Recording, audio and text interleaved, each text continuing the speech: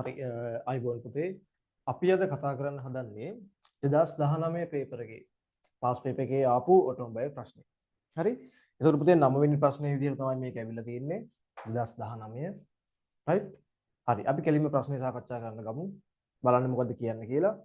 එන්ජිමක කාර්යක්ෂමතාවය ඉහළ අගයක පවත්වා ගැනීම චූෂණ සහ පිටාර කපාට පවත්වා ගැනීම සඳහා චූෂණ සහ පිටාර කපාට නිවරදි අවස්ථාවන්හිදී ක්‍රියාත්මක කළ යුතුයි. ඒක හරිනේ. දැන් චූෂණ කපාටය සහ පිටාර කපාටය කියන එක පුතේ හරි වෙලාවට ඇරෙන්න වැහෙන්න ඕන කියලා කියනවා. ඒක හරි ඉතින් නේද? හරි. බලමු පළවෙනි ප්‍රශ්නේ අහනවා මේකේ. මෝටර රථ එන්ජින් තුල දක්නට ලැබෙන කපාට ක්‍රියාත්මක කිරීමේ යාන්ත්‍රණ තුනක රූප සටහන් ඇඳ ප්‍රධාන කොටස් නම් කරන්න. මේ කියන්නේ පුතේ ඔයා දන්නවා එන්ජින් එක කපාට ඇරීම වැසීම පාලනය කරන්නේ කැමි දණ්ඩ හරහා. නේද? කැමි දණ්ඩ හරහා තමයි වෑල්ව් ඇරීම වැසීම පාලනය වෙන්නේ. එතකොට පුතේ එන්ජින් එකක තියෙනවා අවස්ථා දෙකක්. එකක් කැමි දණ්ඩ එන්ජින් හිසෙහි තියෙන අවස්ථා. එන්ජින් හෙඩ් එකේ කැමි දණ්ඩ තියෙන අවස්ථා තියෙනවා. ඒ වගේම එන්ජින් බඳ තුල කැමි දණ්ඩ තියෙන අවස්ථා තියෙනවා. ඒ කියන්නේ ඔය කියන ආකාර දෙකෙන් එකක තමයි අනිවාර්යයෙන්ම එන්ජින් එකක කැමි දණ්ඩ පිහිටවල තියෙන්නේ. එක්කෝ ඕවර්හෙඩ් කෑම් එකක් එහෙම නැත්නම් බ්ලොක් එකේ කෑම් එක තියෙනවා. හරි. එතකොට එන්ජින් හිස තුල කැමි දණ්ඩ තියෙන අවස්ථාවන් වලදී කෙලින්ම කැමි දණ්ඩ වෑල්ව් එකත් එක්ක සම්බන්ධ වෙනවා.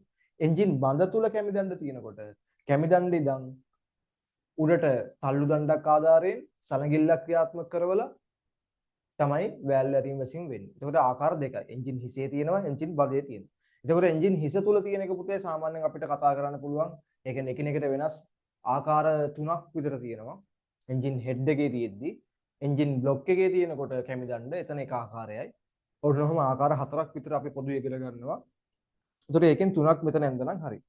හරි අපි මුලින්ම බලමු එන්ජින් හිස තුල මේ කැමි දණ්ඩ තියෙද්දි මේ කැමි දණ්ඩ ක්‍රියාත්මක වෙන්න හදලා තියෙන මෙකනිසම් මොනවද කියලා. හරි. පළවෙනි එක පුතේ අපිට පුළුවන් ඒ කියන්නේ එක ආකාරයක් මේ කැමි දණ්ඩේ තියෙන කැමියක් එක්කනේ මේ අපේ වෑල්වේ අනිවාර්යයෙන්ම සම්බන්ධ වෙන්නේ. ඔන්නෝම කැමි දණ්ඩේ කැමියක් තියෙනවා. මේ කැමියත් එක්ක අපේ වෑල්වේ සුජුවම සම්බන්ධ වෙනවා. කෙලින්ම වෑල්වේ මෙයත් එක්ක හේතු වෙනවා නම් මෙන්න මේක එක ක්‍රමයක් විදිහට අපිට පාවිච්චි කරන්න පුළුවන්. හරි. එතකොට මෙහෙම නේ අපි තව කැලි කොටස් ටිකක් තියෙනවා. හරි. මෙන්න මෙහෙම මෙයාගේ ආවරණයක් තියෙනවා. ඊට පස්සේ මේක ඇතුලේ ස්ප්‍රින් එකක් තියෙනවා. මෙන්න එක ක්‍රමයක්. මේ අපේ වෑල්වේ කෙලින්ම කැමි දණ්ඩත් එක්ක සම්බන්ධ වෙලා තියෙනවා. එතකොට මේකේ මේ උඩ තියෙන කැමිය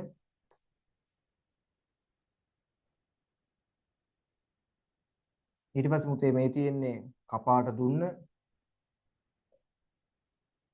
ස්පින් එකක් තියෙනවා ආයි රිටර්න් කරගන්න. ඊට පස්සේ මේ තියෙන්නේ වෑල්ව් එක. හරි. ඔන්න එක ආකාරයක්. ඊට පස්සේ එන්ජින් හිස තුලම මේක තියන්න පුළුවන් තව ක්‍රමයක් තියෙනවා පුතේ.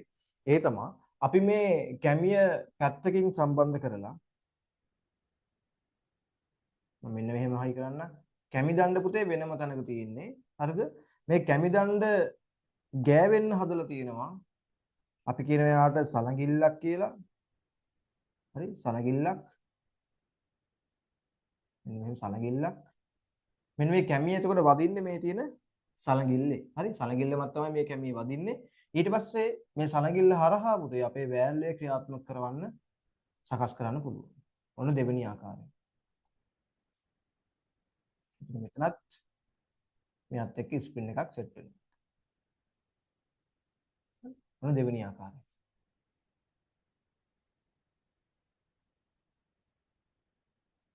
එතකොට දැන් මෙතන වෙන්නේ මොකක්ද? මේ කැමිය කරකැවෙනකොට පුතේ මේ සලගිල්ල මෙතන රිවර්ට් කරලා තියෙනකොට මේ සලගිල්ල මෙහෙම වැඩ කරනවා.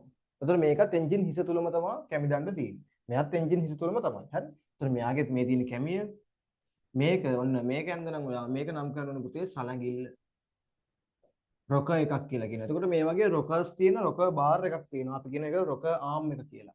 රොක ආම් එකේ මේ වගේ රොකර්ස් සලගිලි ගොඩක් තියෙනවා. සලගිලි දණ්ඩ.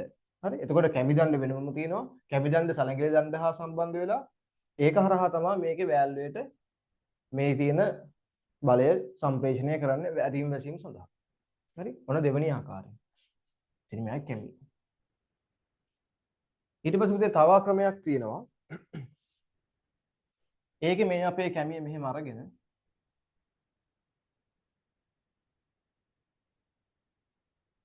කැමිය මෙහෙම තියලා මෙන්න මේ වගේ තැනකින් අපේ කැමිය නෙමෙයි අපේ සලංගිල්ල මේ විදිහට තියලා මෙන්න මේ වගේ තැනකින් අපේ කැමිය සම්බන්ධ කරලා තියෙනවා. දැන් මෙතනදිත් මේ කැමිය කරකැවිදි මොකද වෙන්නේ? මේ සලංගිල්ල මෙහෙම පහළට ඉහළට ගමන් කරනවා. එතකොට මේක මෙහෙම සම්බන්ධ කරලා මෙන්න මෙතනට පුතේ වෑල්ලේ සම්බන්ධ කරලත් අපිට මේ වෑල්ලේ ක්‍රියාත්මක කරවා ගන්න පුළුවන්. හරි?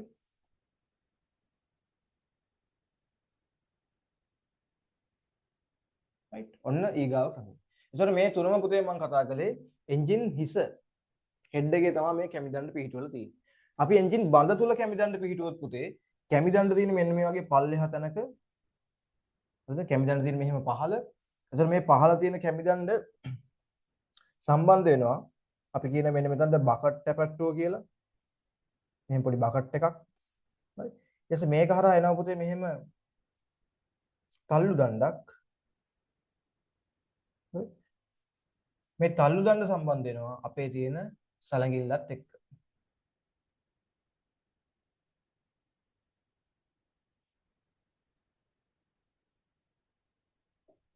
ඊට පස්සේ මේක හරහා වෑල්ලේ ක්‍රියාත්මක වෙනවා.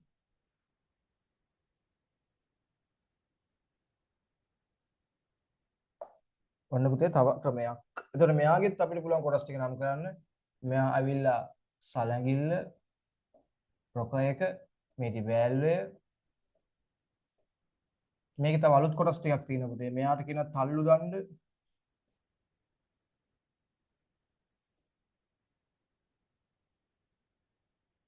මෙයා කැමිය මේක බකට් ටැපට්ටුව කියලා අපි කියනවා.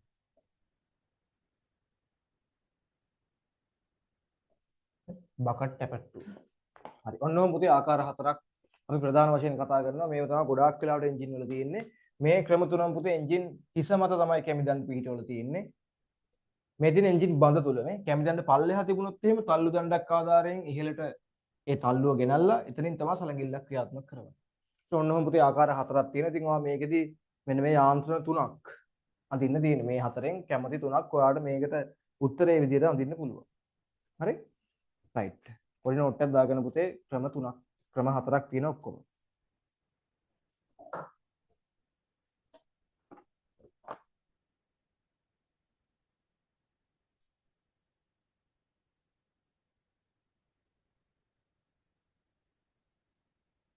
හරි. එතකොට මේකේ කියලා තියෙනවා කොටස් නම් කරන්න කියලා. ඒ නිසා පුතේ අනිවාර්යයෙන්ම ඔයා මේකේ කොටස් ටික නම් කරන්නත් ඕනේ. හරි?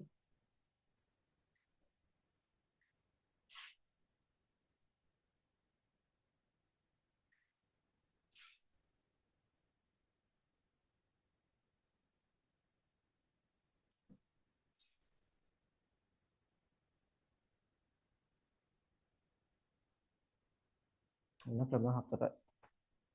රයිට්. වෙලා වැඩි නේද?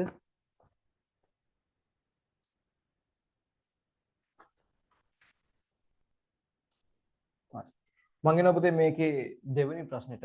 දෙවෙනි ප්‍රශ්නය රචනා ප්‍රශ්නේ බලන්න. සිව්පහර පොලිඟු ජොලන එන්ජිමක කපාට මුහුර්තන සටහනක් ඇඳ පහත දෑ සලකුණු කරන්න. ලකුණු 35ක් තියෙනවා පුතේ මෙතනට. හරිද? ලකුණු 35ක් දීලා තියෙනවා. එතකොට කපාට මුහුර්තන සටහන කියන්නේ මොකක්ද? ඔයා දන්නවා අපි මුලින්ම පුතේ එන්ජිමක් ගැන ඉගෙන ගනිද්දී මේ කපාට මුහුර්තන සටහන ගැන පුතේ කලින් පාස් පේපර් එකක් තිබ්බා. අපි කලින් සාකච්ඡා කරද්දී ඔයාලට අහුවෙලා ඇති මතකද මේක තිබුණා. මම එතනදිත් කිව්වා ඉස්සරහටත් කැලලක් තිබුණා. එතනදී මම පැහැදිලි කරන්න වැඩි දුරටත් කියලා.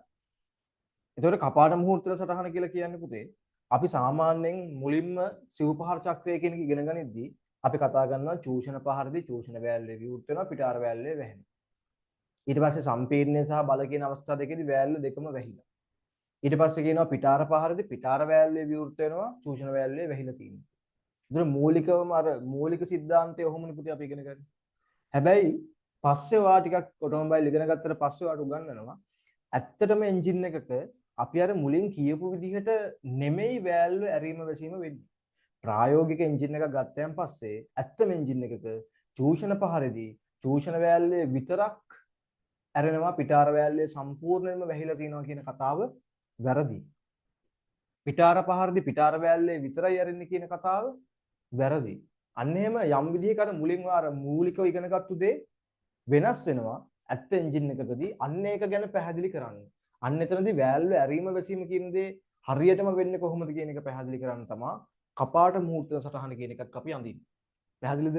ඒතකොට මේ කපාට මුහූර්ත සටහන කියන එක ගැන තමයි මේ ප්‍රශ්නේ අහලා තියෙන්නේ. ඒතකොට මුහූර්ත සටහනේ කොටස් ටික තියෙනවා. ඒ ටික ඇඳලා ලකුණු කරන්න කියලා තමයි කියන්නේ. හරි? අපි බලමු කොහොමද මේක වෙන්නේ කියලා.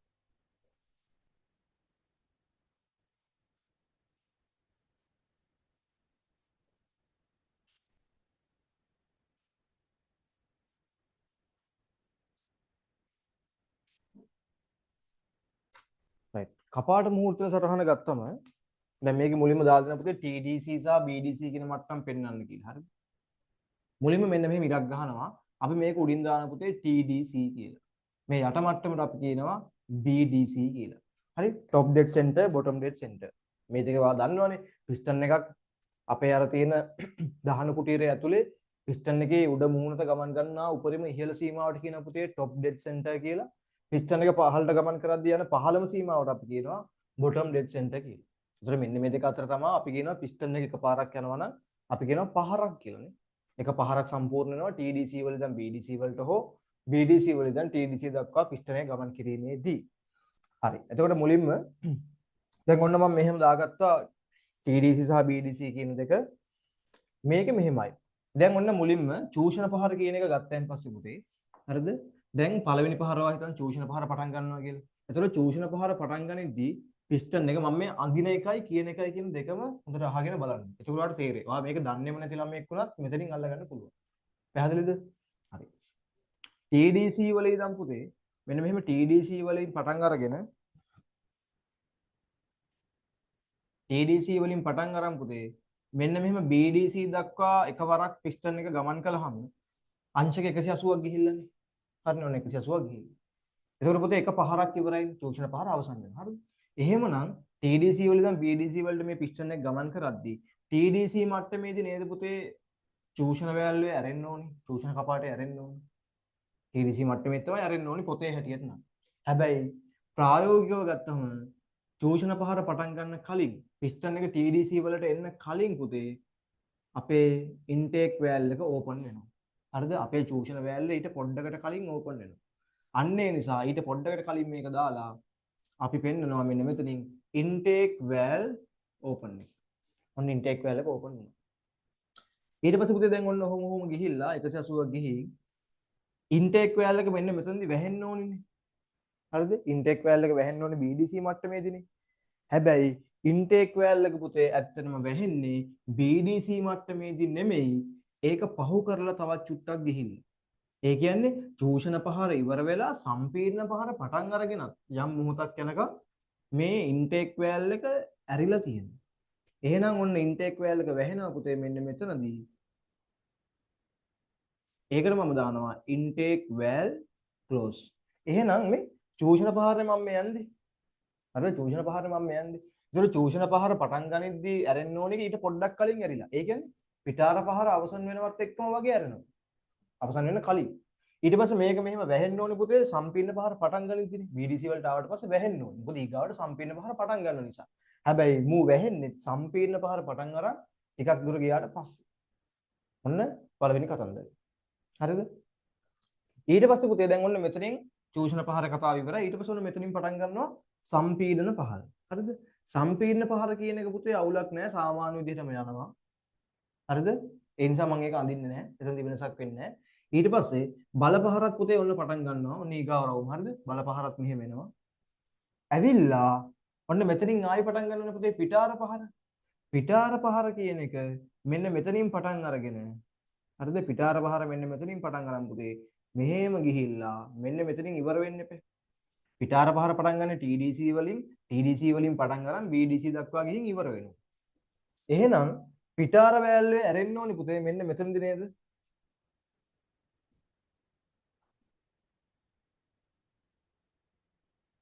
පිටාර වැල්ලේ ඇරෙනවා නම් ඇරෙන්න ඕනි මෙතනදී නේද? හැබැයි පිටාර වැල්ලේ පුතේ ඊට පොඩ්ඩකට කලින් ඇරෙනවා. හරිද? ඒ නිසා මේ BDC මට්ටමට එන්න පොඩ්ඩකට කලින්. ඒ කියන්නේ චූෂණ සම්පීඩන බල පිටාර. ඒ කියන්නේ බල පහර ඉවර වෙන්න චුට්ටකට කලින් පිටාර වෑල්ල ගැරෙනවා. එහෙනම් මෙන්න මෙතනින් දානවා මම exhaust valve open. ඔන්න පිටාර වෑල්ලේ open වුණා. හරිද? exhaust valve open. පිටාර වෑල්ලේ පුතේ මෙතනින් open වෙලා ඔන්න දැන් පිටාර පහර යනවා. පිටාර පහර ගිහින් piston එක TDC වලට ආවම පිටාර පහර ඉවර වෙනවා. හැබැයි මේ පිටාර වෑල්ලේ වැහෙන්නේ පුතේ තවත් ටිකක් දුර ගිහිල්ලා. ඔන්න මේක මෙතනින් ඉරක් ගැහුවා.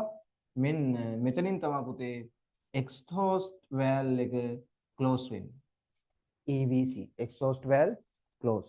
හරි? ඔන්න ඔහොම තමයි මේ valve එක අරින් වශයෙන් වෙන්නේ. එතකොට ඔන්න මූලිකම දේවල් ටික පුතේ ওই ටික තමයි මූලිකවම තියෙන්නේ. අපි බලමු ඊට අමතරව මොනවද මේකේ අහලා තියෙන්නේ කියලා. අපි TDC කියන එක පෙන්නුවා, BDC පෙන්නුවා. චෝෂණ කපාටේ විවෘත වීම intake valve open එක පෙන්වලා තියෙන්නේ. පිටාර කපාටේ විවෘත වීම පෙන්නුවා. ඊට පස්සේ කපාට සමපාත කාල පරාසය. පුතේ ඒකට කියනවා valve overlap period එක කියලා. මේක මේ VOP කියලා දාලා තියෙන්නේ. valve overlap period. හරිද? valve overlap period එක කියලා කියන්නේ පුතේ දැන් මේ බලන්නකෝ මේ චූෂණ පහරදී දැන් මෙතන ඉන්නේ මම කිව්වේ අර මුලට එන්න ආයේ මෙතනින් චූෂණ පහර පටන් ගන්නවා කියලා කිව්වනේ චූෂණ පහර පටන් ගන්න පොඩ්ඩකට කලින් ඉන්ටේක් වැල්ව් එක චූෂණ වැල්ව් එකේ ඇරෙනවා නේද පිටාර පහර පුතේ ඉවර වෙලා තවත් ටිකක් ගිහින් තමයි පිටාර වැල්ව් එක වැහෙන්නේ එතකොට මෙන්න මේ ටිකේ පිටාර වැල්ව් එක තාම වැහිගෙන යන ගමන මේ ටිකේ මේ චූෂණ වැල්ව් එක ඇරීගෙන එන ගමන එතකොට මේ චූෂණ වෑල්ලේ පුතේ මෙතන ඉඳන් ඇරිලා පිටාර වෑල්ලේ මෙතනින් තමයි වැහෙන්නේ. ඒ කියන්නේ පිටාර වෑල්ලේවත් මේ ටිකේ ඇරිලා නේද තියෙන්නේ. එහෙනම් පුතේ මෙන්න මෙතන තියෙනවා කාලපරාසයක් චූෂණ වෑල්ලේ සහ පිටාර වෑල්ලේ කියන දෙකම එකට ඇරිලා තියෙන අවස්ථාවක්. නේ? ඉන්ටේක් වෑල්ව් එක කලින්ම ඇරිලා පිටාර වෑල්ව් එක තාම වැහිලා නැහැ. එහෙනම් පුතේ මෙන්න මෙතන ඉඳන් මෙන්න මෙතනට යනකම් මෙන්න මේ තියෙන කාලපරාසය අපි කියනවා valve overlap period කියලා. VOP valve overlap period. VOP කියලා කියන්නේ පුතේ චෝෂණ සහ පිටාර කියන valve දෙකම එකට ඇරිලා තියෙන අවස්ථාවක්. අපි කියනවා උපරිපතන කාල සීමාව කියලා. හරි? valve උපරිපතන කාල සීමාව. එහෙම නැත්නම් කපාට සම්පාත කාල සීමාව කියලාත් කියනවා. ඔන්න ඒකත් පෙන්වනවා. ඊට පස්සේ චෝෂණ කපාට විවෘත කාල පරාසය. චූෂණ කපාට විවෘත කාල පරාසය. චූෂණ කපාටේ ඇරලා තියෙන කාල පරාසය පෙන්වන්නද. දැන් මේ බලන්න මේ ඉන්ටේක් වැල්ව් එක පුතේ මෙන්න මෙතනින් ඕපන් වුණා. හරිද? ඉන්ටේක් වැල්ව් එක මෙතනින් ඇරිලා ඉන්ටේක් වැල්ව් එක වැහෙන්නේ පුතේ ආයි මෙතනින්නේ. ඒතකොට මෙන්න මේ සම්පූර්ණ කර්ව් එක ඒ කියන්නේ මේ ආපු වක්‍රය තමයි මෙන්න මේ රවුම් භාගය තමයි මේකට ඉන්ටේක් වැල්ව් ඕපනින් පීරියඩ් කියන එක දාන්න වෙන්නේ. ඉන්ටේක් වැල් ඕපනින් පීරියඩ්. ඒ කියන්නේ ඉන්ටේක් වැල් එක විතර සාමාන්‍යයෙන් ඇරලා තියෙන්නේ මෙන්න මේ අංශක 180 විතරයි. හැබැයි ඊට කලින් ඇරන ටිකයි ඒකෙන් පස්සේ ඇරලා තියෙන ටිකයි එකතු කළාම මේ සම්පූර්ණ එකම තමයි ඉන්ටේක් වැල් ඕපනින් පීරියඩ් එක කියලා කියන්නේ. ඊට පස්සේ එක්සෝස්ට් වැල් ඕපනින් පීරියඩ් එක කියන්නේ පුතේ පිටාර වැල් එක මෙතනින් ඇරෙනවා. පිටාර වැල් එක ආයි වැහෙන්නේ මෙන්න මෙතනින්. එහෙනම් මෙන්න මේ සම්පූර්ණ වක්‍රයම තමයි පුතේ එක්සෝස්ට් වැල් ඕපනින් පීරියඩ් එක කියලා කියන්නේ මේ සම්පූර්ණ මේ හරි හරිනේ රයිට් ඊට පස්සේ බලමු මොනවද අහලා තියෙන්නේ කියලා පුලිංගුව නිදහස් කිරීමේ මොහොත සහ ඉන්ධන විදීම ආරම්භය හරිද මේ මෙතන පොඩි දෙයක් තියෙනවා පුතේ හරිද මෙතන පොඩි දෙයක් තියෙනවා ඒ තමයි දැන් බලන්න මේකේ කියලා තියෙන්නේ සිව්පහර පුලිංගු ජලන එන්ජිමක් 4 stroke spark engine එකක් සිව්පහර පුලිංගු ජලන. ඒ කියන්නේ පෙට්‍රල් එන්ජිමක් නේ.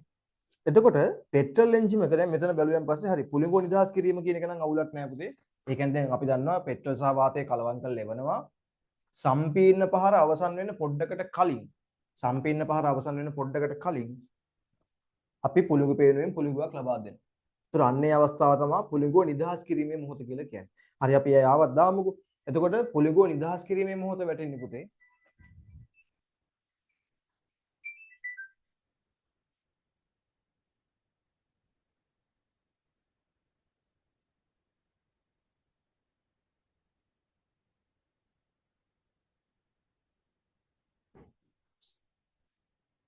පුලිංගුව නිදහස් කිරීමේ මොහොත වැටෙන්නේ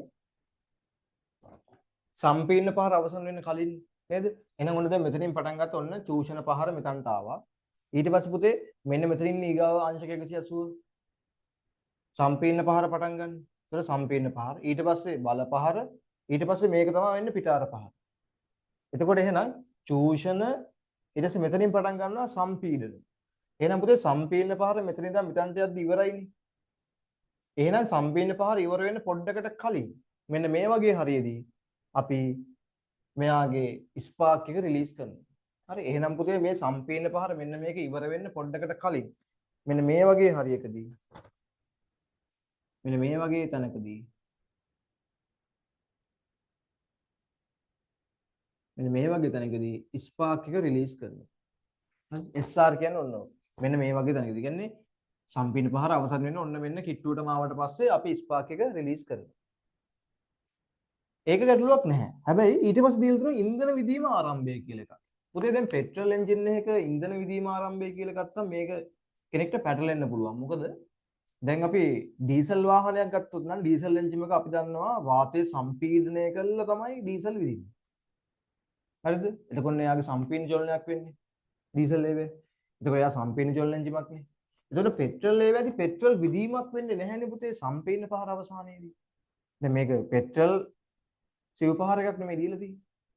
එතකොට දැන් ළමයෙක්ට එකපාරට ඕක පැටලෙන්න පුළුවන්. ඇත්තට මේක ප්‍රශ්නේ වැරද්දක්ද කියලා කියන්නත් බෑ. ඉන්ධන විදීම ආරම්භය කිව්වම දැන් මෙතනදී අපිට පෙට්‍රල් වලදී ඉන්ධන විදීමක් වෙන්නේ නැහැනේ බං. සම්පීර්ණ පහර අවසානයේදී. එහෙම වෙන්නේ ඩීසල් ලේවේ. එතකොට මේකේ වෙන්නේ සම්පීර්ණ පහර අවසන් වෙන්න ඔන්න මෙන්න තියෙද්දි ස්පාක් එකක් දෙනවා. දැන් ඩීසල් එන්ජිමක් ගත්තා නම් මෙන්න මේ වගේ තැනකදී තමයි ඉන්ධන විදීම ආරම්භ කරන්නේ. ඩීසල් ලේවේදී වාතය සම්පීර්ණය කරලා ඉන්ධන විදිනවා. දැන් ඒතකොට මේකට අදාළව පුතේ ඉන්ධන විදීම කියන එක මෙතනට දාන්න බෑනේ. එතකොට අපිට දැන් මේ සටහනට අනුව ගත්තොත් එහෙම අපිට මෙතන ඉන්ධන විදීම කියන එක ගන්න වෙන්නේ අපිට සලකන්න වෙනවා මේ තියෙන එන්ජින් එක කාබුරේටරයක් තියෙන එන්ජින් එකක් නෙමෙයි ෆුවල් ඉන්ජෙක්ෂන් තියෙන එන්ජින් එකක්. ඒ කියන්නේ වාතයට පෙට්‍රල් විදලා කලවම් කරලා චූෂණ පහරට එවන එන්ජිමක් කියලා තමයි අපිට සලකන්න වෙන්නේ. මොකද නැත්තම් ඉන්ධන විදීමක් එන්න විදිහක් නැහැ පෙට්‍රල් එන්ජින් වල. ඒ නිසා අපිට ගන්න වෙන්නේ පුතේ මෙයාගේ ෆුවල් ඉන්ජෙක්ට් කරන එක ගන්න වෙන්නේ චූෂණ පහරට. චූෂණ පහරදී එන වාතයට එතකොට අපි දන්නවා අපි ඉගෙන ගත්තනේ කාබ් එක තියෙනවා කාබ් එක නැති වාහන වල තියෙන ඉන්ජෙක්ෂන් සිස්ටම් එකක් තියෙනවා. ඒ කාබ් එක නැති වාහන වල පුතේ වාතය ටික ගෙනල්ලා මගදී ඉන්ධන විදිනවා. කලවම් කරලා එවන පෙට්‍රල් සහ වාතය. එහෙම ගත්තොත් එහෙම සලකලා තමයි මේක ගන්න වෙන්නේ. එහෙම ගත්තයන් පස්සේ පුතේ මේ චූෂණ පහර තුලදී තමයි චූෂණ පහර කියන එක තුලදී තමයි මේ ඉන්ධන විදීම සිදු කරන්නේ. ඒ නිසා ඉතින් අපිට මෙන්න මෙතනින් පටන් ගන්න චූෂණ පහරේ මුල හරියට මෙන්න මෙහෙම ඉරක් ගහලා මෙන්න මේ වගේ තැනකින් අපිට දාන්න පුළුවන් fuel injection start කියලා. FISA. හරි. ඔන්න ඔහොම තමයි ගන්න වෙන්නේ. මේක මේ විදිහට සලකලා. දැන් මේක ඩීසල් එන්ජිමක් වුණා නම් මේක එන්න ඕනේ පුතේ මෙන්න මේ වගේ තැනකට. ඒකයි මම කිව්වේ එහෙම පොඩි දෙයක් තියෙනවා කියලා. හරි. ඔන්න ඔය ටික තමයි ඔක්කොම මේකේ තියෙන. හරි. රූප සරහන ඇඳගන්න මම හිතනවා ඔයාලට මතක නැති වුණත් දැන් මේ කියා දුන්න දේවල් එක්ක ඔක්කොම මතක් වෙන්නේ නැති කියලා. හරි. විනාඩියක් දෙන්නම් ටක් ගාලා රූප ඇඳගන්න.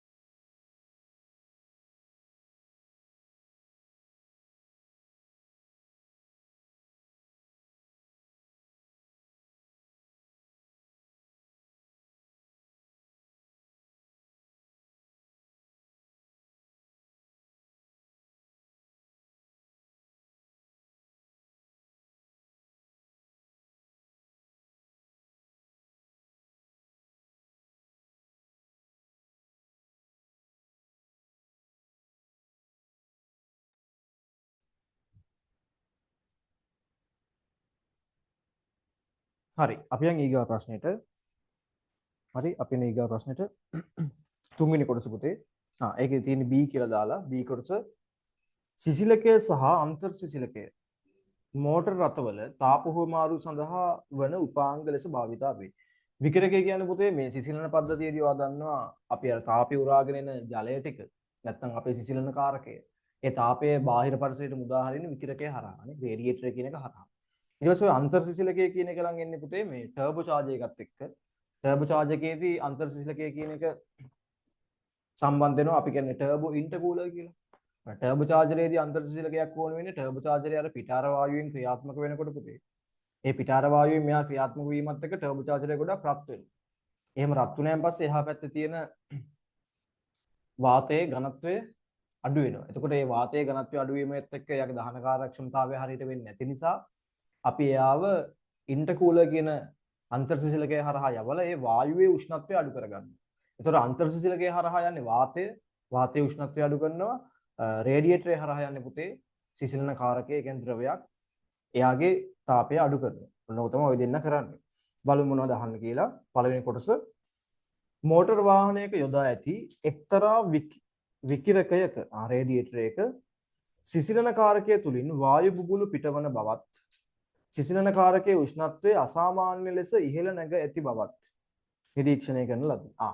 රේඩියේටරෙන් පුතේ මේ වායු බුබුලු වෙනවලු. ඒ වගේම මෙයාගේ උෂ්ණත්වයත් ගොඩාක් වැඩි වෙලාලු. හරිද? මෙම එක් එක් නිරීක්ෂණ සඳහා හේතු වන එන්ජිමෙහි ඇතිවිය හැකි දෝෂයක් සඳහන් කර. එම දෝෂය හේතුවෙන් නිරීක්ෂණය කළ හැකි සංසිද්ධි ඇතිවන ආකාරය පැහැදිලි කරන්න. එතකොට මේකෙදි පුතේ අනිවාර්යෙන්ම ඔයා මේ වායු බුබුලු පිටවීම කියන එක වෙනමම පැහැදිලි කරන්න ඕනි. සිසිලන කාරකයේ උෂ්ණත්වය ඉහළ යාම කියන එක වෙනමම පැහැදිලි කරන්න ඕනි. හරිද? එතකොට ප්‍රශ්න කියවල මුලින්ම ප්‍රශ්නේ හරියට තේරුම් ගන්න. ඊට පස්සේ ඒකට හේතුව පැහැදිලි කරන්නත් ඕනේ. හරිද?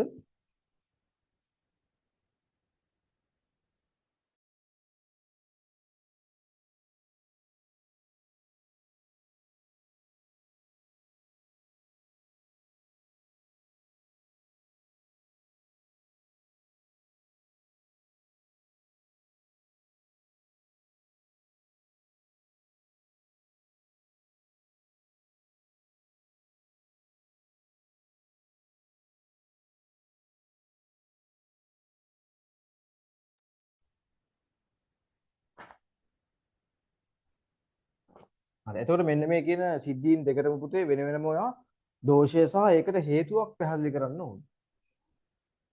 හරිද? හරි. අපි මුලින් බලමුකෝ වායු බුබුලු පිටවීම කියන එක. දැන් වායු බුබුලු පිටවීම කියන්නේ පුතේ දැන් මෙයාගේ රේඩියේටරේ පේන හරියට පස්සේ දැන් මේ වතුර නටනවා වගේ. දැන් වායු බුබුලු පිට වෙනවා. හරිද? එතකොට වාතය කොහොමද මේ රේඩියේටරය ඇතුළේ ලීක් වෙන්නේ? රේඩියේටරය ඇතුළට වාතය මේ ජලයත් එක්ක වාතය කලවම් වෙන්න පුළුවන් කොහොමද? ඔයා එහෙම බලන්න. සමහරක් පිට බං දැන් උඹලා මේ කියන දෝෂ ඔක්කොම ඔයාලා ඉගෙනගෙන නැති වෙන්න පුළුවන් නේ. ඔයා ගැරිජ් බාස් කෙනෙක් නෙමෙයිනේ. මේ ඔක්කොම වාහන වල දෝෂ දන්නේ නැහැනේ ඔයා. ඒකට මේ වගේ ඔයා නොදන්න දෝෂයක් දුන්නොත් හිතන්න මම මේ කියන්නේ මේක හිතලා කොහොමද උත්තරයක් හොයාගන්න කියන එක. හරිද? ඔයා කල්පනා කරන්න දැන් මෙහෙම වතුරෙන් වායු බුබුලු පිට වෙන්න නම් බං මේ වතුර කියන එක ඇතුළට වාතය එන්න එපා කොහෙන් හරි වායු ආවොත්නේ වායු බුබුලු පිට වෙන්නේ. හරිද? එහෙම නැත්නම් වතුර නටනවා කියන්නේ උෂ්ණත්වය වැඩි වෙලා. දැන් උෂ්ණත්වය වැඩි වීම කියන එක වෙනම කතා කරනවානේ. වායු බුබුලු විදියට පිට වෙනවා කියලා කියන්නේ මේ විකිරකයේ ඇතුළට වාතය කොහෙන් හරි ලීක් වෙලා තියෙනවා. ඒව තමයි මේක දිගේ ඇවිල්ලා එළියට එන්නේ. එතකොට ඔයා කල්පනා කරනවා කොහොමද මේකට වාතය ලීක් වෙන්නේ? ඒතර අපන ඉතින් ද්‍රව සිසිලන පද්ධතියක් තියෙන. එතකොට ඒකට කොහෙන්ද වාතය එන්නේ? හරිද? එතකොට ඔයාට කල්පනා වෙන්න ඕනි මොකක් හරි හේතුවක් නිසා. දැන් මේ එන්ජින් එක ඇතුළේ තියෙනවනේ දහන කුටීරය. දැන් දහන කුටීරය ඇතුළේ පුතේ අපි වාතය සම්පීඩනය කරනවානේ.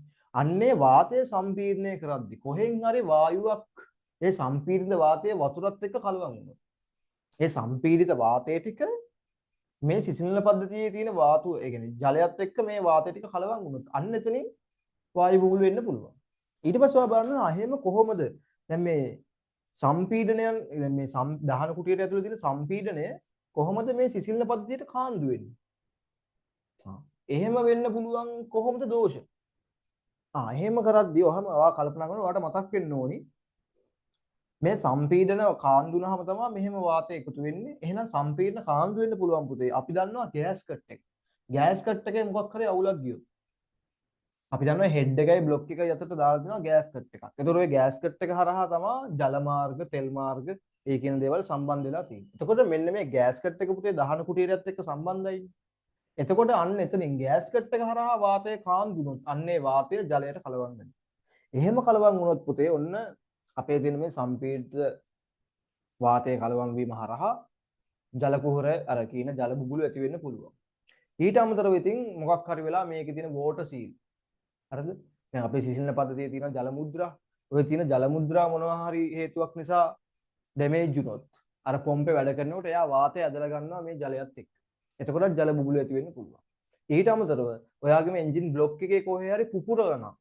ඔයාගේ ජලය යන මාර්ගය ඒ තියෙන මේ සිසිල් නල මාර්ගات එක්ක වාතය කලවම් වෙන විදිහට මොනවා හරි හේතුවක් නිසා මේ සම්පීඩනයන් කාන්දු වෙලා එහෙම බ්ලොක් එකේ පිපිරීමක් මොනවා හරි ඩැමේජ් වෙලා තිබුණොත් අන්න එතකොටත් අර ජලයත් එක්ක මේ කියන වාතය කලවම් වෙන්න පුළුවන්. අන්න ඒක හේතුවෙන් ඔය කියන විදිහේ වායු බුබුලු ඇතිවීමක් වෙන්න පුළුවන්.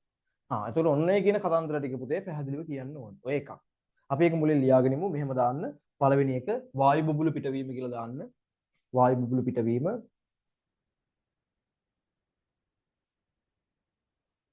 මම සම්පූර්ණයෙන් විස්තරයක් විදිහට දෙන්න පොයින්ට් එකක් දාලා ලියන්න. මේ සඳහා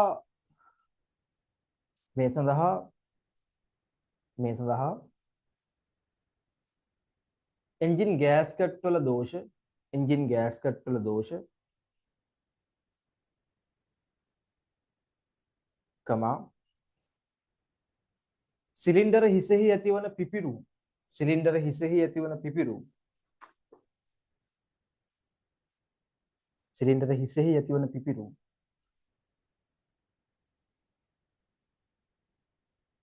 හේතු විය හැක.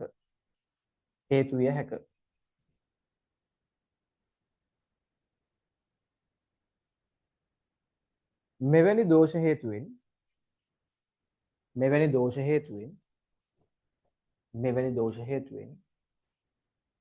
සම්පීඩිත වායුව ජල කුහර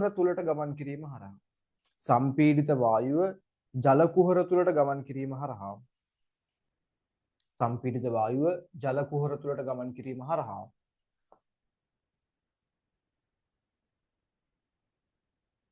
සිසිලන කාරකය තුලින් වායු බුබුලු පිටවීමක් සිදුවිය හැක. සිසිලන කාරකය තුලින්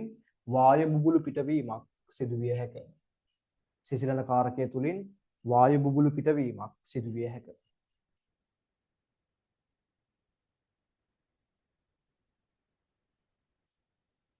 දෙවෙනි පොයින්ට් එක ඒ හැරුණු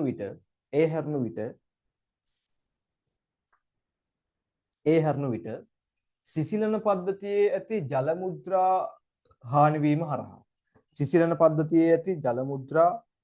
හානි වීම හරහා වෝටර් සීල් හානි වීම හරහා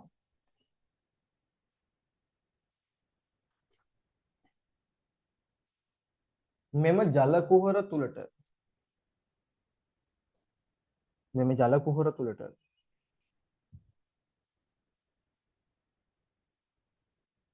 වායු ඇතුළු වීමද සිදුවිය හැක. ජල කුහර තුලට වායුන් ඇතුළු වීමද සිදුවිය හැක.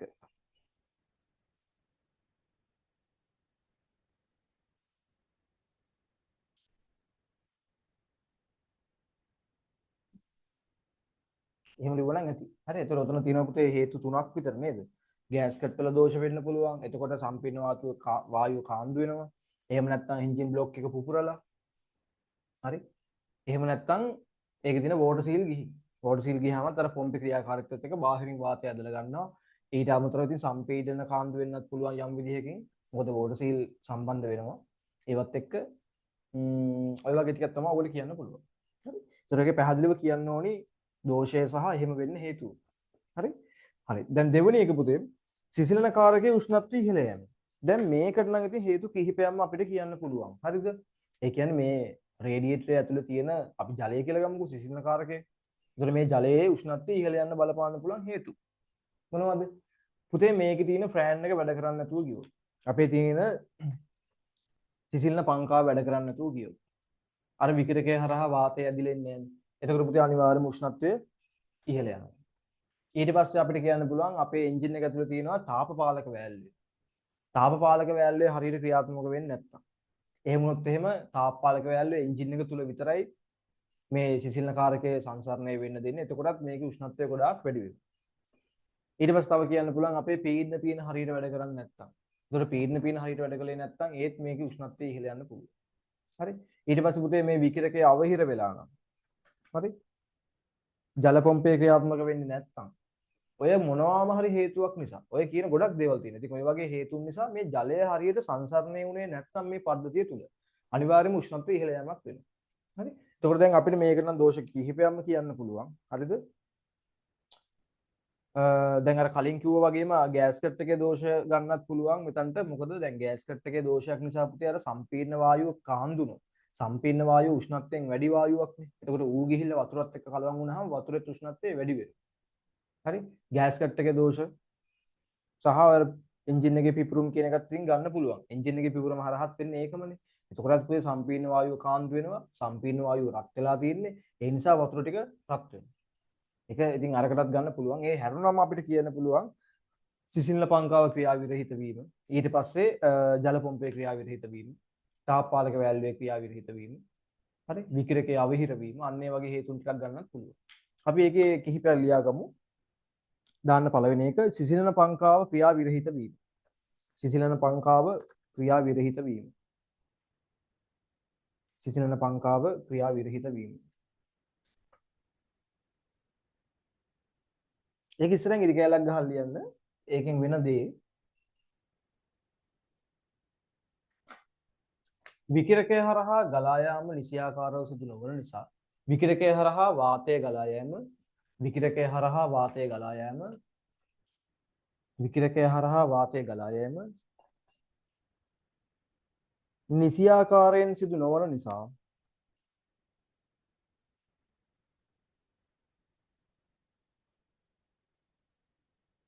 විකිරකයේ උෂ්ණත්වය ඉහළ යෑම විකිරකයේ උෂ්ණත්වය ඉහළ යෑම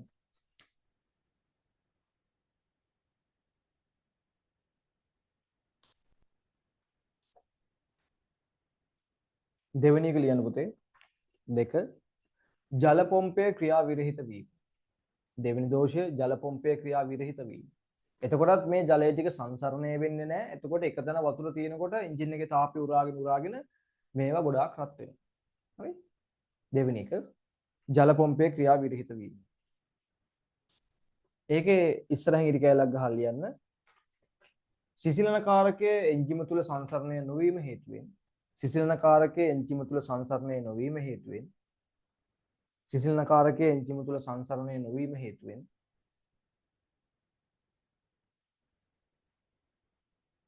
සිසිලන කාරකයේ උෂ්ණත්වය ඉහළ යාම සිදුවේ. සිසිලන කාරකයේ උෂ්ණත්වය ඉහළ යාම සිදුවේ.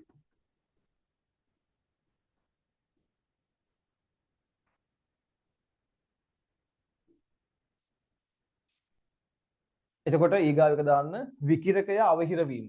විකිරකය අවහිර වීම. විකිරකය අවහිර වීම. විකිරකය අවහිර වීම. ඒකටත් පුතේ අර ක්‍රියාකාරීත්වයේ වෙන සිද්ධිය අරකම තමයි. ඒකම ඊතලයක් ගහලා තියාගන්න. එතකොටත් අර සංසරණය වීම වෙන්නේ නැති නිසා උෂ්ණත්වය ඉහළ යනවා. හරි?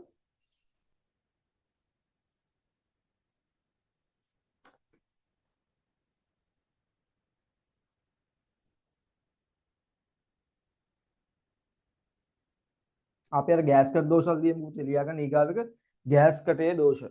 ගෑස් කටේ දෝෂ. ගෑස් කටේ දෝෂ. ඒක ඉස්සරහින් ඉරි කැලක් ගහලා ලියන්න. අධික උෂ්ණත්වයෙන් යුතු සම්පීර්ණ වායුව අධික උෂ්ණත්වයෙන් යුත් සම්පීර්ණ වායුව අධික උෂ්ණත්වයෙන් යුත් සම්පීර්ණ වායුව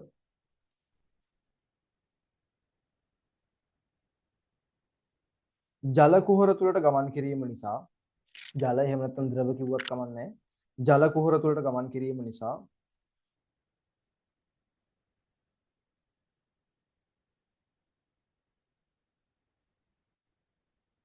සිසිලන ද්‍රවයේ උෂ්ණත්වය ඉහළ යෑම සිදුවේ. සිසිලන ද්‍රවයේ උෂ්ණත්වය ඉහළ යෑම සිදුවේ.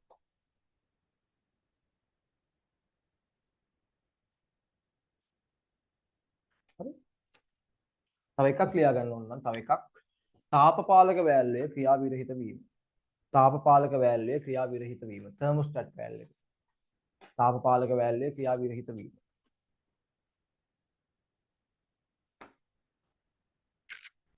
එතකොට පුතේ තාපපාලක වෑල්ලේ ක්‍රියා විරහිත වෙනවා කියලා කියන්නේ දැන් තාපපාලක වෑල්ලේ මොකද්ද කරන්නේ? එයා ඉන්නේ ද්‍රව සිසිලන පද්ධතියේ එන්ජින් එක පැත්තේ. ඒතකොට තාපපාලක වෑල්ලෙන් කරන්නේ පුතේ එන්ජිම තුලට සිසිලන කාරකය ආවට පස්සේ ඒ සිසිලන කාරකයේ උෂ්ණත්වය යම්කිසි නියත අගයක් දක්වා වැඩි වන තෙක් සිසිල් කිරීම සඳහා විකිරකයට යොමු කරන්නේ නැහැ. ඒතකොට තාපපාලක වෑල්ලේ දොරටුවක් විදිහට මේ මාර්ගය වහගෙන ඉන්නවා. ජලයේ ටික එන්ජිම තුල විතරක් සංසරණය වෙනවා නියමිත උෂ්ණත්වයට රත් වෙනකන්. එතකොට මේ රත් වෙන උෂ්ණත්වය ඊට වඩා වැඩි වුණාට පස්සේ තමයි තාපපාලක වෑල්ලේ විවෘත වෙලා විකිරකය වෙත යොමු කරන්නේ. එතකොට යම් විදිහකින් පුතේ තාපපාලක වෑල්ලය ක්‍රියා විරහිත වුණොත් ඌ වැඩ කරන්නේ නැතුව ගියොත් બ્લોක් වුණොත් එහෙම එතනින් එහාට ජලයේ ටික එන්ජිමෙන් එළියට යන්නේ නැහැ සිසිල් කිරීම සඳහා. එතකොට එන්ජිම තුල තියෙන ජලයේ ටික එන්ජිමේම තියෙනවා. විකිරකය තුල තියෙන ජලයේ ටික විකිරකය තුලම තියෙනවා. එතකොට ආයිත් සංසරණය වීම අඩාල වෙලා උෂ්ණත්වය වැඩි වීම සිද්ධ වෙනවා. හරි. ඒකත් ඉතින් අපිට කියන්න පුළුවන් මෙයාගේ ඇති වෙන්න පුළුවන් දෝෂයක් විදිහට. හරි. ඒකත් ලියලා තියාගන්න තාපපාලක වෑල්ලේ ක්‍රියා විරහිත වීම. ඒක ඉස්සරහින් ඉරි කැල්ලක් ගහන්න. සිසිලන කාරකයේ එන්ජිම තුල පමණක් සංසරණය වීම නිසා සිසිලන කාරකයේ එන්ජිම තුල පමණක් සංසරණය වීම නිසා සිසිලන කාරකයේ එන්ජිම තුල පමණක් සංසරණය වීම නිසා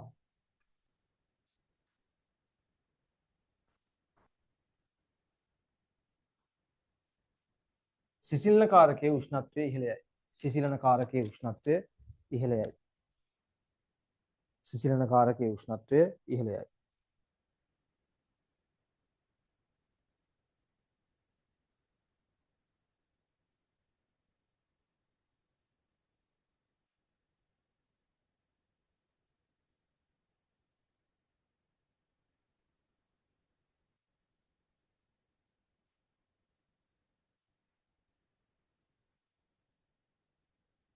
සිසිලන කාරකයේ උෂ්ණත්වය ඉහළ යයි.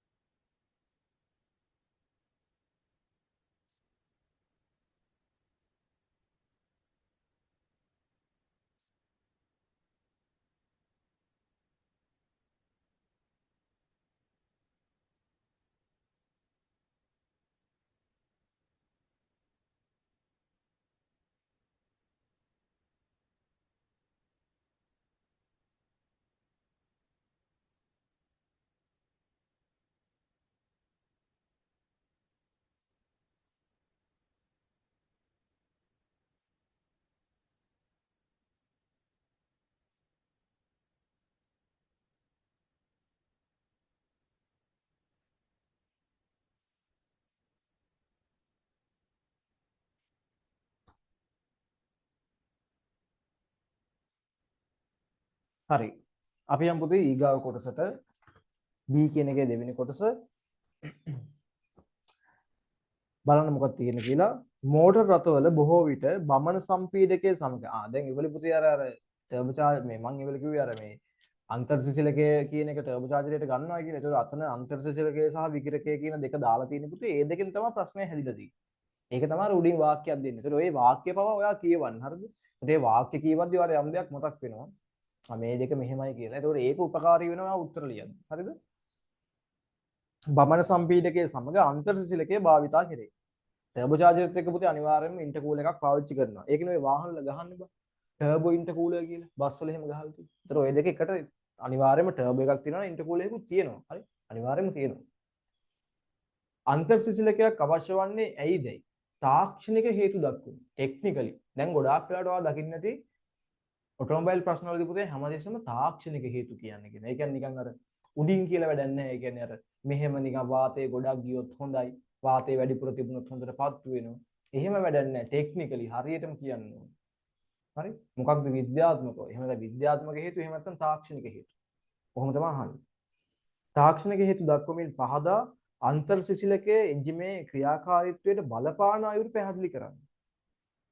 එතකොට මේ අන්තර්සිසිලකය හරහා කොහොමද ඇයි දැන් ටර්බෝ චාර්ජරෙත් එක්ක අන්තර්සිසිලකයක් දාන්නේ ඇයි? එහෙම අන්තර්සිසිලකය දැම්මම කාර්යක්ෂමතාවය වැඩි වෙන්නේ ඇයි කියන එක තමයි පැහැදිලි කරන්න ඕනේ. හරිද? හරි. මේක වෙන්නේ පුතේ මෙන්න මෙහෙම සිද්ධියක්. දැන් ටර්බෝ චාර්ජරේ ඔයා දන්නවා. ටර්බෝ චාර්ජරේ ගත්තන් පස්සේ පුතේ ටර්බෝ චාර්ජරේ එක පැත්තක තියෙනවා ටර්බයින් වීල් එකක්. හරි. අනිත් පැත්තේ තියෙනවා ඉම්පිලර් වීල් එකක්. හරිද? ඔන්න වීල් දෙකක් නේ මේක ඇතුළේ තියෙන්නේ. හරි. එතකොට පුතේ මේ පිටාර වායුව ගෙනල්ලා මෙන්න මේ තියෙන ඉම්පිලර් වීල් එක ටර්බයින් වීල් එක කරකවලා පිටාර වායුව පිට වෙලා යනවා. එතකොට මේ පැත්තේ තියෙන ටර්බයින් එකත් එක්ක සම්බන්ධ වෙලා තියෙනවා මේ පැත්තේ ඉම්පිලර් එකක්. හරි. එතකොට මේ ටර්බයින් වීල් එකට සම්බන්ධ වෙලා තියෙනවා ඉම්පිලර් වීල් එකක්. එතකොට මේ ටර්බයින් වීල් එක කරකැවෙද්දි පුතේ ඒකෙන් කරකැවෙනවා මේ පැත්තේ තියෙන ඉම්පිලර් වීල් එක. එතකොට චූෂණ වාතය පුතේ මෙන්න මේ ඉම්පිලර් වීල් එකට දීලා ඉම්පිලර් වීල් එක හරහා තමයි අපි එන්ජිමේ ඉන්ලට් එකට මේක යවන්නේ. හරි. මේක තමයි අපි ගෙනල්ලා එතකොට අපි දැන් එන්ජින් ඇඳුත් එහෙම මම මෙහෙම අඳිනා මෙතනින්ම දැන් එන්ජිමේ චූෂණ නලය මේ චූෂණ කපාටේ මෙතන පුතේ මෙන්න පිටාර කපාටය. හරිද? මෙන්න තියෙනවා අපේ පිස්ටන් එක. එතකොට මෙන්න මේ ටික ගෙනල්ලා මෙන්න මෙතනට දෙනවා. මෙන්න මේ පිටාර වායුවෙන් තමයි මෙයා කරකෙන්නේ. හරිද? ඔහොම තමයි සිද්ධිය වෙන්නේ. පිටාර වායුව ගෙනල්ලා මේ ටර්බයින් වීල් එක කරකවල ඊට දානවා. ඉම්පෙලර් වීල් එක මේ හරහා කරකැවෙනවා. ඒකෙන් චූෂණ වාතය සම්පීඩනය කරලා මේකට එවනවා. ඕකනේ ටර්බෝ චාර්ජර් එක වෙන්නේ. එතකොට මේ දෙක පුතේ මේ එක ළඟ තියෙන නිසා මේ පිටාර වායුව ටර්බයින් වීල් එක කරකවද්දී මේ ටර්බයින් වීල් එක ගොඩාක් රත් වෙනවා. ඔයා දැකලාද ඔය ෆිල්ම් වල එහෙමත් ඔය ටර්බෝ චාර්ජර් එක කියන එක ගොඩාක් රත් වෙනවා. ගිනියම් වෙන රත් වෙලා තියෙනවා. නේද? ඔයා දැකලාද ඔය වීඩියෝස් වල එහෙම පෙන්වන සමහරවිට එන්ජින් එකේ රතු පාට වෙන්න. ඒතකොට මේ ඇත්තටම මේ ටර්බයින් එක ගොඩාක් රත් වෙනවා. එතකොට ටර්බයින් එක විතරක් නෙමෙයි මෙයත් එක්ක සම්බන්ධ වෙලා තියෙන ඉම්පිලර් වීල් එකත් පුතේ ගොඩක් රත් වෙනවා. හරිද? එතකොට මේ තියෙන ටර්බෝ චාර්ජරේ හොඳටම රත් වෙනවා. එහෙම ටර්බෝ චාර්ජරේ රත් වුණාට පස්සේ වෙන්නේ මේ චූෂණ වාතයේ තියෙන ඝනත්වය පුතේ අඩු වෙනවා. චූෂණ වාතයේ ඝනත්වය අඩු වෙනවා. ඒ කියන්නේ අපි මේ එවන වායුවේ හරි මෙන්න මේ එවන වායුවේ තියෙන ඔක්සිජන් ප්‍රමාණය අඩු වෙනවා. ඝනත්වය අඩු වෙනවා. හරි? උෂ්ණත්වය වැඩි වුණාම ඝනත්වය අඩු වෙනවා. එතකොට මේ ඝනත්වය අඩු වුණාට පස්සේ අපි කියනවා හොඳ වචනයක් තියෙනවා පුතේ මේකට දාන්න ඕන එකක්. අපි කියනවා මෙන්න මේ වායු පරිමාවේ ඒක පරිමාවක් ගත්තොත් එහෙම එයාගේ පරිමා කාර්යක්ෂමතාවය අඩු වෙනවා. පරිමා කාර්යක්ෂමතාවය අඩු වෙනවා. ඒ කියන්නේ මොකක්ද? වා හිතන්නකෝ මෙන්න මෙහෙම මොකක් හරි ඔන්න වතුර වීදුරුවක් තියෙනවා. හරිද? මේ වතුර වීදුර එකක් පුතේ මෙන්න මෙතනට වතුර පුරවලා තියෙනවා. තව වතුර වීදුරුවක් තියෙනවා. මේ වතුර වීදුරුව පුතේ මෙතනටම පුරවලා තියෙන වතුර. හරිද? මම කියනවා මෙන්න මෙයාට වඩා මෙයාගේ පරිමා කාර්යක්ෂමතාවය ඉහළයි. ඒ කියන්නේ වතුර ලීටරයක් දාන්න පුළුවන් නම් දැන් ලීටරයක් දාන්න බෑ මේකට. අපි වතුර මිලිලීටර් 100ක් දාන්න පුළුවන් වීදුරුවට පුතේ මම වතුර මිලිලීටර් 90ක් දාලා තියෙනවා. මෙයාගේ වතුර මිලිලීටර් 100ක් දාන්න පුළුවන් වීදුරුවට මම දාලා තියෙන වතුර මිලිමීටර් 50යි. එතකොට මෙන්න මෙයාගේ පරිමාවෙන් උපරිම වශයෙන් අපි වැඩක් කරගෙන අන්න එතකොට මෙයාගේ පරිමා කාර්යක්ෂමතාවය ඉහළයි. මෙයාගේ පරිමා කාර්යක්ෂමතාවය පහළයි. ඒ කියන්නේ අපි මේ ගන්න වාතයේ තියෙන වායු අංශු ප්‍රමාණය, ඔක්සිජන් ප්‍රමාණය පුතේ රත් වුණාට පස්සේ අඩු වෙනවා. ඇයි? ඝනත්වය අඩු වෙනවනේ. ඝනත්වය අඩු වුණාට පස්සේ අර වොලියෝමෙට්‍රික් එෆිෂන්සි එක පරිමා කාර්යක්ෂමතාවය අඩු වෙනවා උෂ්ණත්වය අඩු වුණාට පස්සේ. එතකොට අපි අර යවන වාතයේ ඇත්තටම ඔක්සිජන් අඩුයි. වාතය ප්‍රසාරණය වෙලා තියෙන්නේ. එතකොට අණු ප්‍රමාණය අඩුයි. එතකොට අර මෙතනින් වැඩි වායු ප්‍රමාණයක් යවුවට යවන වාතයත් ප්‍රසාරණය වෙලා නිසා ඇත්තටම යන අණු ප්‍රමාණය ටිකක් අඩු වෙන්න පුළුවන්. එතකොට අන්න පරිමා කාර්යක්ෂමතාවය අඩු වෙනවා. පරිමා කාර්යක්ෂමතාවය අඩු වුණාම පුතේ යම් විදිහකින් දහන කාර්යක්ෂමතාවය අඩු වෙනවා. ඇයි? අපි මේ යවන එකේ තියෙන වායු අංශ ප්‍රමාණය අඩුයි. එතකොට අර අපිට යවන්න පුළුවන් උපරිම ප්‍රමාණයට වාතය යවන්න බෑ. එතකොට යන වායු අංශ ප්‍රමාණය අඩු වීමත් එක්ක දහනය යම් විදිහකට අඩු වෙනවා. එතකොට අපි කියනවා දහන කාර්යක්ෂමතාවය අඩු වෙනවා කියලා. ඒතර ඔන්න ඒ කියන කතන්දරය තමයි මේකේ වෙන්නේ. එතකොට මෙයාව සිසිල් කළාට පස්සේ දැන් මෙතන අන්තර් සිසිලකය කියන එක හරහා කරන්නේ පුතේ නිකම්ම මේක යවන්නේ නැහැ. අපි මෙයාව කූලරයක් කරහා යවන්නේ. මෙන්න මෙතනට හයි කරනවා අපි ඉන්ටර්කූල එක. මේ ඉන්ටර්කූල එක හරහා මේ චූෂණ වාතය ටික සිසිල් කරලා ඊට පස්සේ තමයි දහන කුටීරයට යවන්නේ. වාතය පුතේ සිසිල් කරනකොට නැවත එයාගේ ඝනත්වය වැඩි වෙනවා. පරිමාකාරක්ෂමතාවය වැඩි වෙනවා. එතකොට වඩා හොඳ දහනයක් දහන කුටීරය තුල සිද්ධ වෙනවා. ඔන්න ඔය කියන කතන්දරය තමයි මේකට පැහැදිලි කරන්න තියෙන්නේ. පැහැදිලිද? හරි. අපි ලියාගමුකෝ එහෙනම් මෙයාගේ උත්තරේ. මෙහෙම ලියන්න. බමන සම්පීඩකයේ තුලදී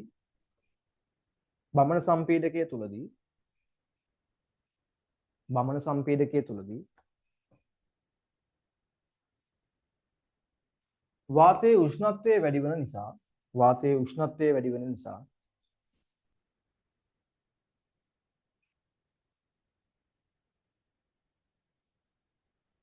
චූෂණ වායුව ප්‍රසාරණය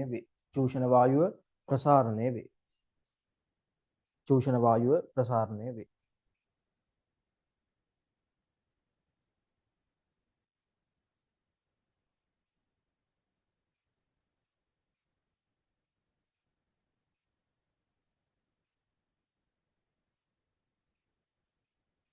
එහිදී චූෂණ වාතයේ ඝනත්වය අඩුවන අතර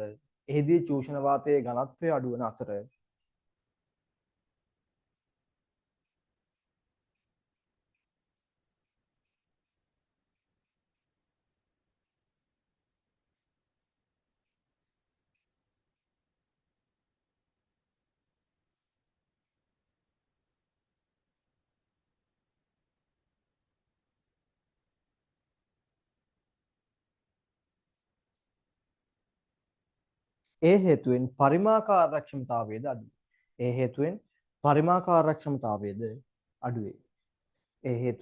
පරිමාකාරක්ෂමතාවයද අඩු වේ.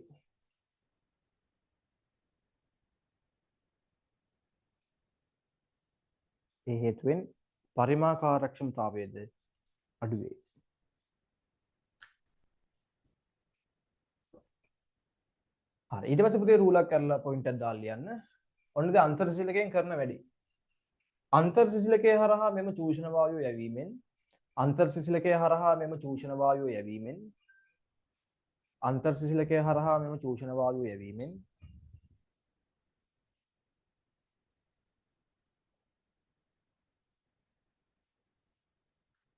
වාතය සිසිල් වන අතර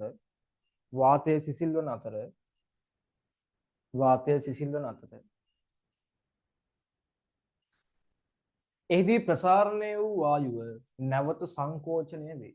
එහිදී ප්‍රසාරණය වූ වායුව නැවත සංකෝචනය වේ.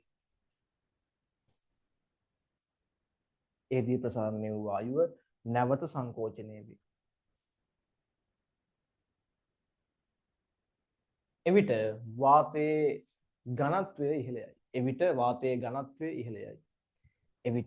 වාතයේ ඝනත්වය ඉහළයයි.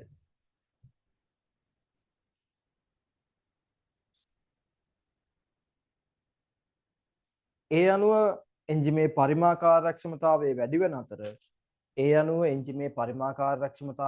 අතර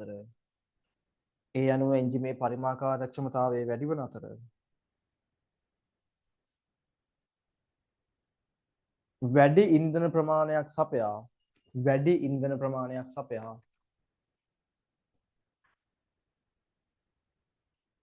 වැඩි ජවයක් උත්පාදනය කිරීමට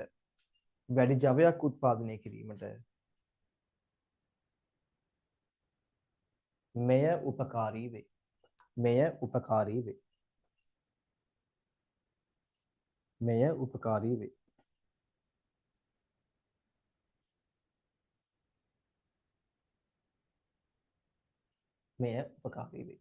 හරි රයිට් ඔන්න ඕක තමයි පුතේ කතන්දරේ. ඒතර ඔහොම පැහැදිලිව කියන්න අනිවාර්යෙන්ම අර වචන භාවිතා කරන්න. ඒවට පුතේ අනිවාර්ය ලකුණු හම්බ වෙනවා. අපි තීරි නෝට් එක ලියද්දි පවා මම කිව්වා මෙන්න එහෙම පරිමාකාරක්ෂමතාවය, ඊට පස්සේ ඝනත්වය, ඊට පස්සේ උෂ්ණත්වය. ඔය කියන වචන තුන ඉතාම වැදගත් පුතේ. ඔය තුනෙන් තමයි පැහැදිලිව කියන්නේ.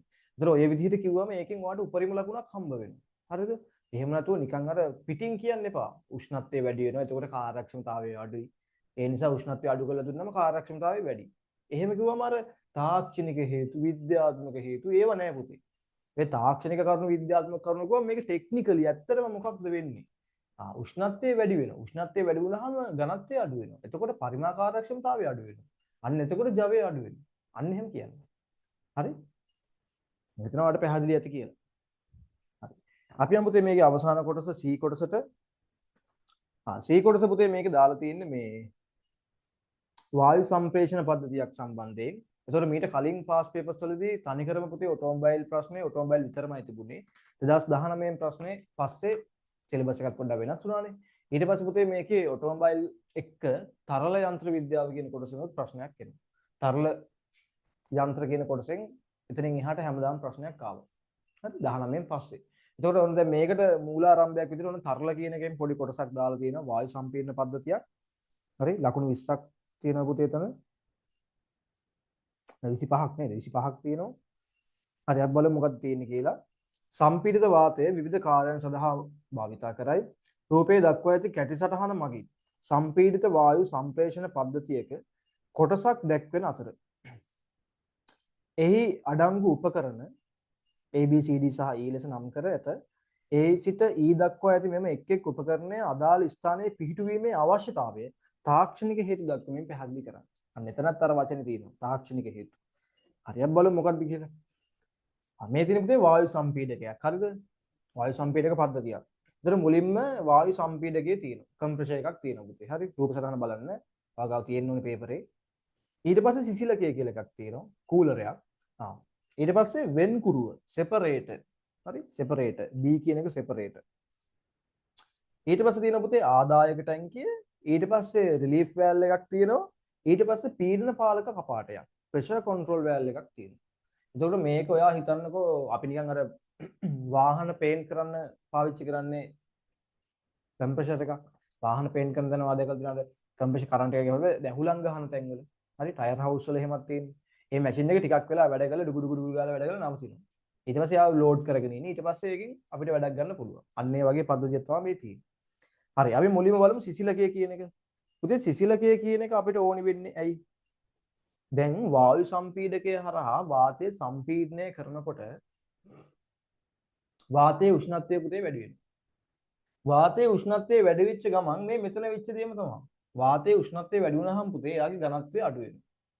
හරිද? වාතයේ උෂ්ණත්වය වැඩි වුණාම එයාගේ ඝනත්වය අඩු වෙනවා. එතකොට මේ අර වාතයේ රත් වීමෙන් අපිට තියෙන්නේ අවාසියක්. එතකොට මේ රත් වෙච්ච වාතය සිසිල් කරාම ඒ සිසිල් කිරීම හරහා පුතේ මෙයාගේ ඝනත්වය වැඩි කරගන්න පුළුවන්. එතකොට පරිමාකාරක්ෂමතාවය වැඩි වෙනවානේ. ඒ කියන්නේ අපි අර ටැංකියේ ගබඩා කරගන්නකොට අර ප්‍රසාරණය වෙච්ච වාතය ටිකක් ගබඩා කළොත් පුතේ එයාගේ පරිමාකාරක්ෂමතාවය අඩුයි. ඔයාලට දැන් මේක තේරෙන්න ඕනේ මොකද්ද කියන්නේ.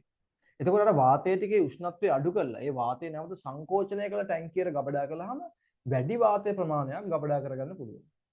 හරිද? ආතර ඔන්න ඔය වැඩේ කරගන්න උෂ්ණත්වය අඩු කරන් තමයි පුතේ සිසිලකය කියන එක තියෙන්නේ. කූලරයක්. හරිද?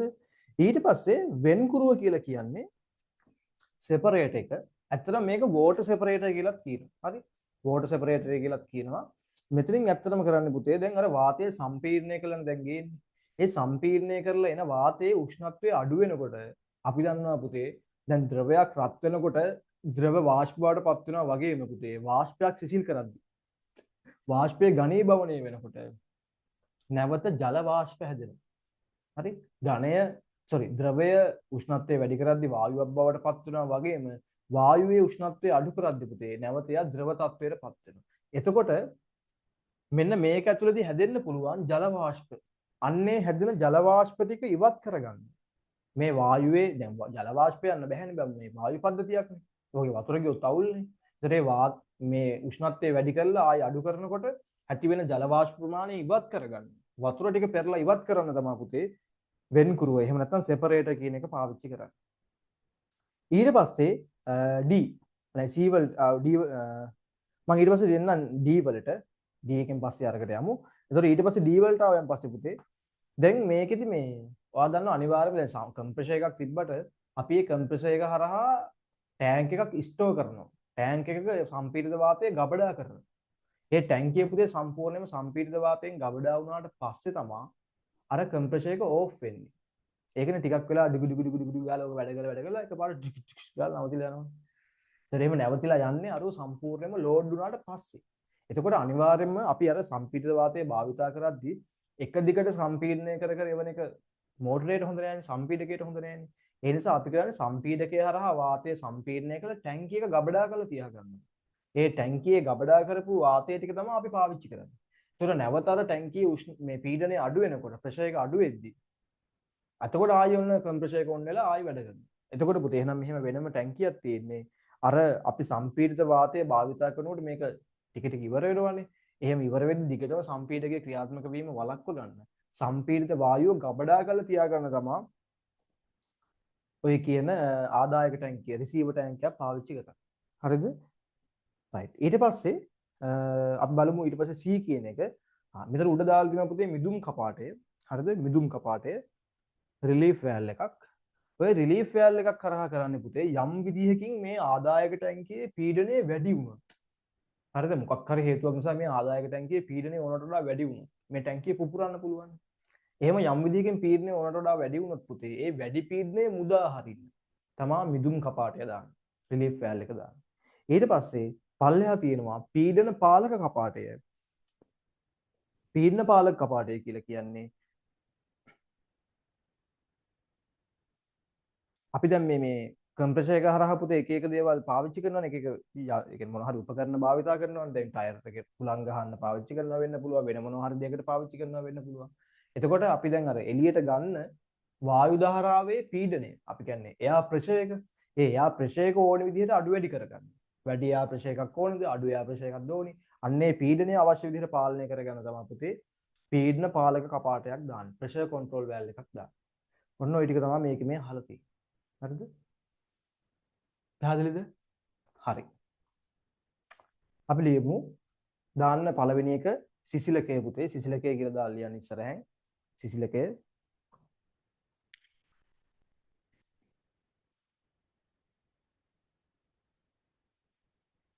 ලියන්න මෙහෙම සම්පීඩිත වාතයේ උෂ්ණත්වය අඩු කර සම්පීඩිත වාතයේ උෂ්ණත්වය අඩු කර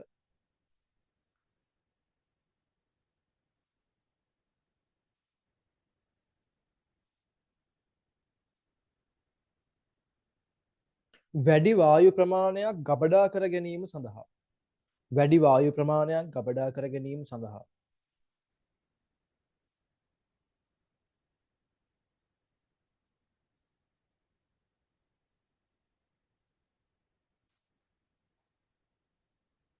සිසිලකය උපකාරී වේ.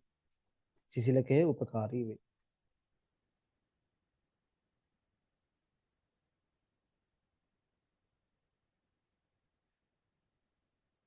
වරහන් ඇතුලේ දාන්න වාතයේ සංකෝච උෂ්ණත්වය එහෙම ලියන්නකෝ. උෂ්ණත්වය අඩුවීමේදී වරහනක් දාලා ලියන්න උෂ්ණත්වය අඩුවීමේදී වාතය සංකෝචනය වන අතර උෂ්ණත්වය අඩුවීමේදී වාතය සංකෝචනය වන අතර ඒ ඔස්සේ වාතයේ ඝනත්වය වැඩි වේ. ඒ ඔස්සේ වාතයේ ඝනත්වය වැඩි වේ.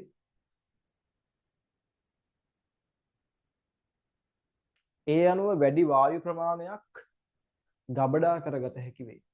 ඒ අනුව වැඩි වායු ප්‍රමාණයක් ගබඩා කරගත හැකි වේ. එහෙම දාන්න. හරි?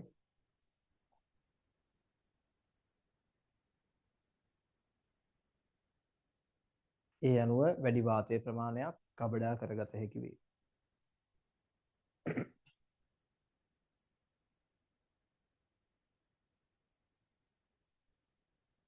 ඊට පස්සේ දාන්න පුතේ වෙන්කුරුව කියන එක වෙන්කුරුව සෙපරේටර් එක ඒක ඉස්සරහින් ඉරි කැලක් දාලා ලියන්න මෙහෙම වාතය සම්පීඩනය කර වාතය සම්පීඩනය කර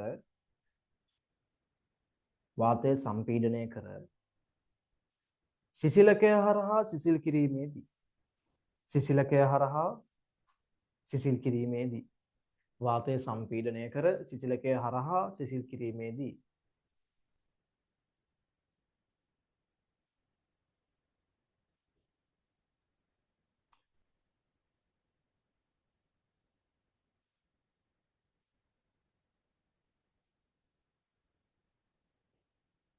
වාතය ඝනීභවනය වීමෙන් ජල වාෂ්ප නිපද වේ. වාතය ඝනීභවනය වීමෙන් ජල වාෂ්ප නිපද වේ. වාතය ඝනීභවනය වීමෙන් ජල වාෂ්ප නිපද වේ.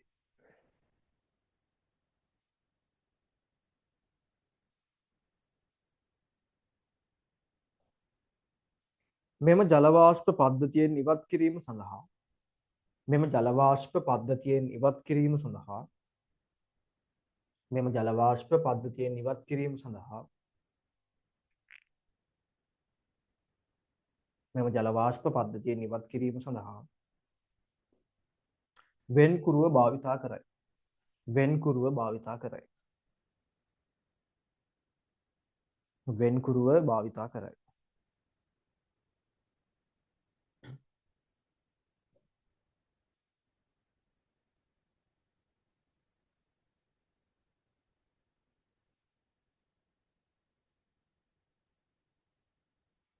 ඊට පස්සේ ආදායක ටැංකිය ලියලා අනිත් දෙක ලියමු පුතේ. ඊගාවට දාන ආදායක ටැංකිය සම්පීඩිත වාතය විවිධ ප්‍රමාණයන්ගෙන් භාවිතා කිරීමේදී සම්පීඩිත වාතය විවිධ ප්‍රමාණයන්ගෙන් භාවිතා කිරීමේදී සම්පීඩිත වාතය විවිධ ප්‍රමාණයන්ගෙන් භාවිතා කිරීමේදී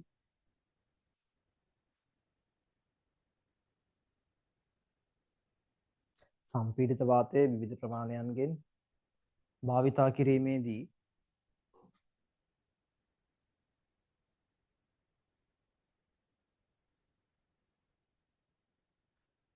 සිදුවන පීඩනය විචලනය වීම වළක්වා සිදුවන පීඩන විචලනය වීම වළක්වා සිදුවන පීඩන විචලනය වීම වළක්වා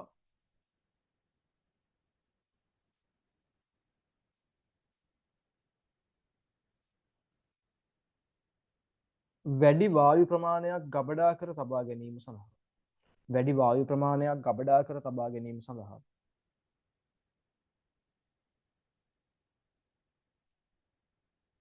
විශාල ආදායක ටැංකියක් භාවිතා කරයි. විශාල ආදායක ටැංකියක් භාවිතා කරයි.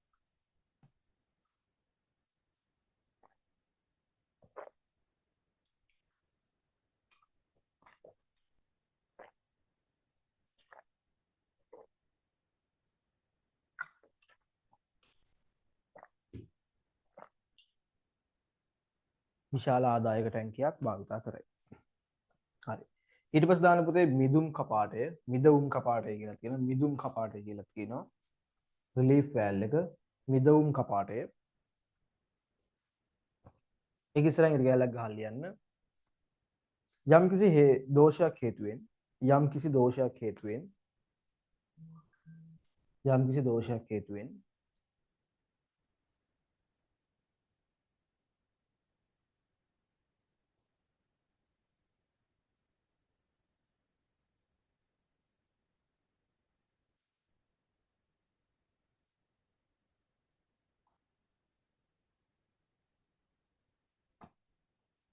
පද්ධතියේ පීඩනය ඉහළ ගියහොත් පද්ධතියේ පීඩනය ඉහළ ගියහොත්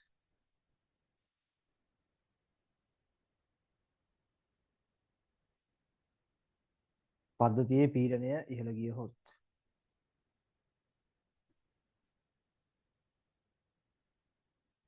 එම පීඩනය නිදහස් කිරීමේ ආරක්ෂක උපක්‍රමයක් ලෙස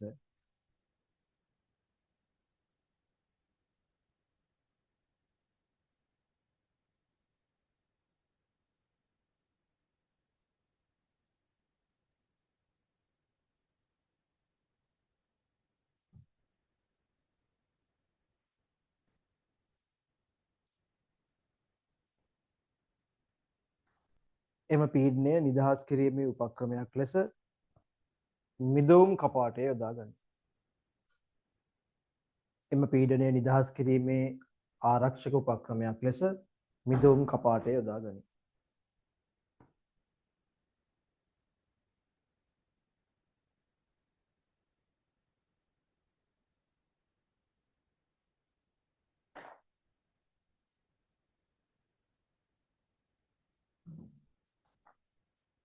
right. ඊට පස්සේ තව එකක් තියෙනවනේ.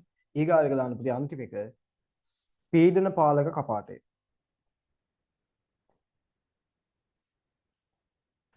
ඒක ලියන්න මෙහෙම ඉරි කැලක් ගහලා පද්ධතිය හා සම්බන්ධව ඇති විවිධ උපකරණ වලට පද්ධතිය හා සම්බන්ධව ඇති විවිධ උපකරණ වලට පද්ධතිය හා සම්බන්ධව ඇති විවිධ උපකරණ වලට විවිධ ප්‍රමාණයන්ගෙන්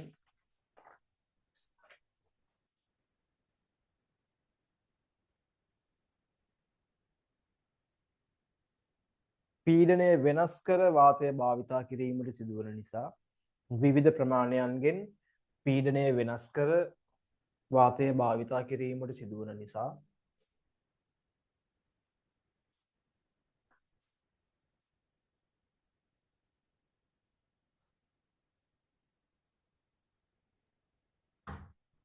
එලෙස සම්පීඩිත වාතයේ පීඩනය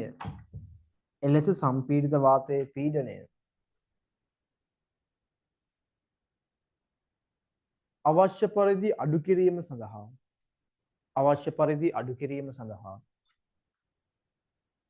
පරිදි අඩු කිරීම සඳහා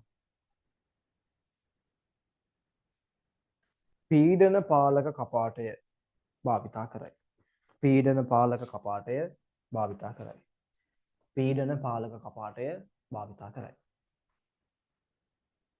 හරි? right? හරි. ඔන්න උතනින් පුතේ එතකොට ඔටෝමොබයිල් ප්‍රශ්න ඉවරයි. හරි? එතකොට මේකේ අපෙන් අර මුලින්ම අහලා තිබුණා වැල්ව සම්බන්ධයෙන් රූප සටහන් වගේක් අදින්න ඊට පස්සේ කපාට උපරිපතන කාල පරාස අනම්මනම් මේ කියන්නේ වැල්ව මුහුර්තන සටහන අදින්න තිබුණා. ඊට පස්සේ පුතේ ටර්බෝ චාර්ජර් එකේ තියෙන ඉන්ටර්කූලර් එක සහ විකිරකය සම්බන්ධයෙන් අහලා තිනවා. අවසානයේ තරල කොටසකුත් ප්‍රශ්නයක් ඇවිත් තියෙනවා. එහෙනම් තමයි මේ පේපරේ හැදිලා තියෙන්නේ 2019. හරි? right. එහෙනම් අපි යනවා ඊට පස්සේ 2020 පාස් පේපර් එක කතා කරමු.